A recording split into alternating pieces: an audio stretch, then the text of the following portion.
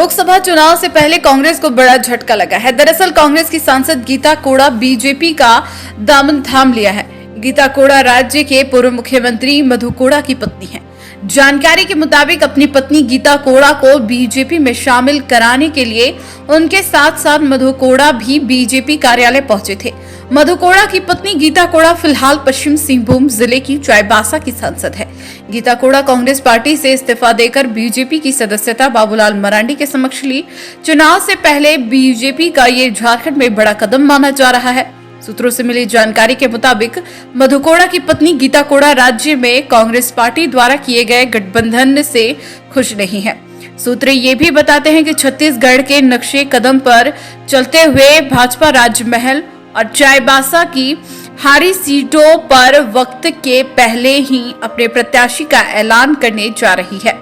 वहीं भाजपा में शामिल होने के बाद गीता कोड़ा ने मीडिया को बताया कि आज देश भर में भारतीय संस्कृति को प्रधानमंत्री नरेंद्र मोदी द्वारा स्थापित किया गया है और उनके कुशल नेतृत्व के कारण भारत में हर राज्य तरक्की कर रही है। उसी कार्यशैली से प्रभावित होकर वे भाजपा में शामिल हुई है। वहीं कांग्रेस पार्टी से इस्तीफा को लेकर कहा कि आज गठबंधन होने के बावजूद झारखंड का कोई वर्ग सरकार से खुश नहीं है। वहीं हमारे द्वारा कई सुझाव भी दिए गए, पर सरकार की उदासीनता के कारण यह फैसला लेकर कांग्रेस पार्टी को त्याग दिया है और झारखंड का कोई कुशल नेतृत्व कर सकता है तो वह प्रधानमंत्री नरेंद्र मोदी ही कर सकते हैं। आज आदरणीय मोदी जी जिस तरह से देश हमारे भारतवर्ष नाम देश में उन्होंने स्थापित किया है, भारत की संस्कृति सभ्यता को जिस तरह से उन्होंने स्थापित किया है, ये काबिले तारीफ है।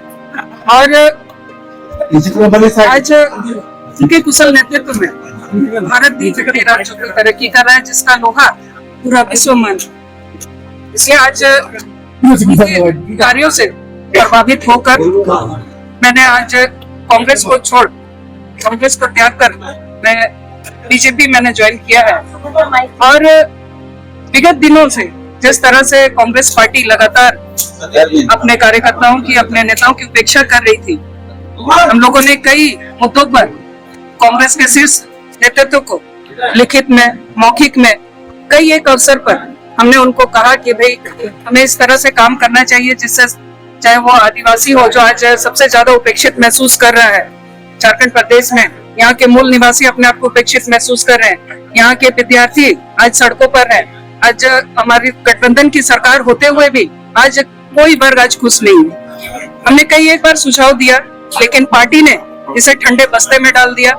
अपनी उदासीनता पार्टी ने दिखाई और क्योंकि हम लोग जनप्रतिनिधि हैं, हमेशा जनता की बात को रखते आए हैं और जब पार्टी ही इन मुद्दों पर चुप्पी साध ले तो ये हम जैसे लोगों के लिए बहुत आहत करने वाली बात।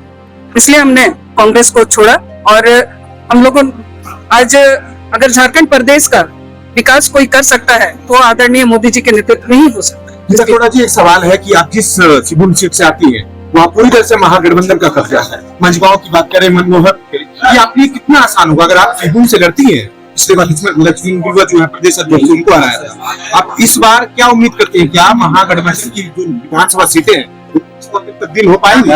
लेकिन सबसे पहले तो मैं आपको ये क्लियर कर दूं, मैंने भारतीय जनता पार्टी किसी भी शर्त के साथ मैं नहीं आई हूँ। जो भारतीय जनता पार्टी में मैं एक साधारण कार्यकर्ता के रूप में मैं सम्मिलित हुई हूँ और पार्टी के कार्यों को, पार्टी के विचारों को जन जन तक पहुंचाने के लिए, आदरणीय मोदी जी के कार्यों को जन जन तक पहुंचाने के लिए मैं इस पार्टी में सम्मिलित हुई। 1932 पे क्या कहेंगे? आप मुखर रही हैं, लगातार बोलती रही हैं। 1932 पे अब आपका स्टैंड क्या हो? मेरा स्टैंड जो पहले था वही अभी भी स्टैंड है। अच्छा से पूरे विचार मनन के साथ, बड़े चिंतन के साथ उन्होंने कहा कि कांग्रेस की जैसी दिशा और जो नीति है, जो नियत है, वो पूरी तरह से देश को खंडित करने वाली है और वहां रहने वाले सारे लोग वहां कहीं न कहीं अपने आप को कुंठित महसूस कर रहे हैं, घुटन महसूस कर रहे हैं। कांग्रेस को छोड़ देना ही उनके लिए सबसे ज्यादा देश के निर्माण के लिए बहुत बड़ा एक योगदान होगा, ऐसा उनका मानना है। इसलिए वो सभी चीजें छोड़ करके भारतीय जनता पार्टी के इस अहिर्निश सेवा के लिए और जो निस्वार्थ सेवा है देश के निर्माण का, उसके काम के आने के लिए, उसमें सहयोगी की भूमिका निभाने के लिए वो आई है। इसमें गीता कोड़ा जी को 4 साल से अधिक लग गए ये समझने में कि कांग्रेस तुष्टीकरण की राजनीति करती है और वो पिछले कई वर्षों से कांग्रेस में है। देखिए, कभी कभी क्या होता है, जब आप घर में रहते हैं तो कोशिश करते हैं, अगर यदि आपका पति दारू पियाट होता है तो बहुत उसको कोशिश किया जाता है वो सुधर जाए, जब नहीं होता है तब लास्ट में तलाक होता है। तो जब देखा जाए कोई सुधार का कोई गुंजाइश है नहीं और आगे भी कोई भविष्य है नहीं, तो कांग्रेस को छोड़ देना ही सबसे सर्वश्रेष्ठ विकल्प है। और जो देश के लिए आगे बढ़ने का काम कर रहा है, बढ़ाने का काम कर रहा है, उसके साथ होना ही आज के समय की सबसे वाइज डिसीजन है। आज के समय का सबसे मुझे लगता बुद्धिमत्तापूर्ण निर्णय है जो गीता जी ने लिया है। इस देश के निर्माण में उनकी भूमिका इतिहास हमेशा याद रखेगा और कांग्रेस को सही समय में छोड़ा है, इसके लिए भी उनके बुद्धिमानी का लोग प्रशंसा करेंगे। न्यूज एएनपी के लिए रांची से चंद्र प्रकाश की रिपोर्ट।